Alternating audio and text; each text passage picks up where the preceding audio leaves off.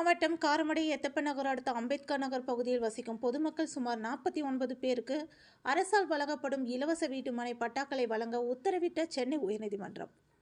கோவை மாவட்டம் காரமடை எத்தப்ப நகர் அடுத்த அம்பேத்கர் நகரை சேர்ந்த ஊர் பொதுமக்கள் 49 பேர் தங்களுக்கு தமிழக அரசால் வழங்கப்படும் இலவச வீட்டு மனைகளை வழங்க வேண்டும் என்று பலமுறை மாவட்ட நிர்வாகத்திடமும் அதிகாரிகளிடமும் மனு அளித்து வந்தனர்.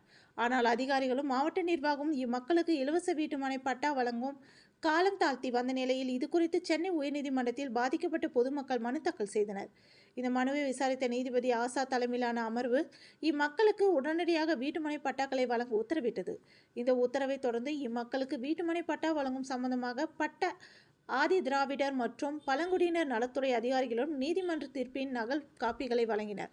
தொடர்ந்து ஆதி திராவிடர் மற்றும் பழங்குடியினர் நலத்துறை அதிகாரிகள் இன்று பயனாளர்கள் 49 பேரையும் மாவட்ட ஆட்சியர் அலுவலகத்தில் நேரில் பார்வையிட்டு உடனடியாக பட்டா வழங்குவதாக தெரிவித்தார்.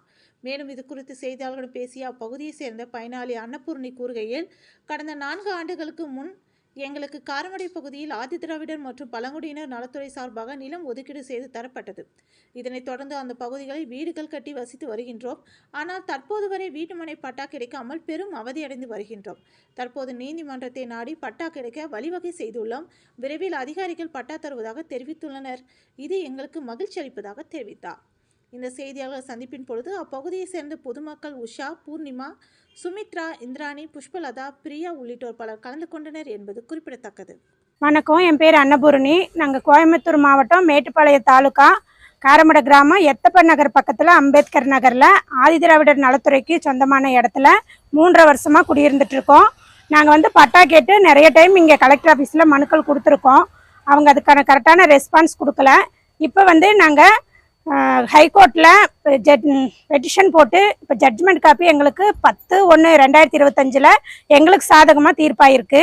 அது சம்மந்தமாக எங்களை விசாரிக்கிறதுக்கு ஆதிதிராவிடர் நலத்துறைக்கு இன்னைக்கு 28ஆம் தேதி மார்ச் 28ஆம் தேதி 2025 வருஷம் எங்களை இங்கே வர சொல்லியிருக்காங்க. அதுக்காக நாங்கள் இங்கே 49 பேரும் ஆஜராயிருக்கோம். எவ்வளோ வருஷமா அங்கே இருக்கீங்க? எவ்வளோ பேருக்கு இன்னும் பட்டா வர வேண்டியது? நாங்கள் 49 பேருக்கு எங்களுக்கு இன்னும் பட்டா வரலைங்க. 49 பேருமே 3.5 வருஷமாக அங்கேயே குடியிருக்காங்க.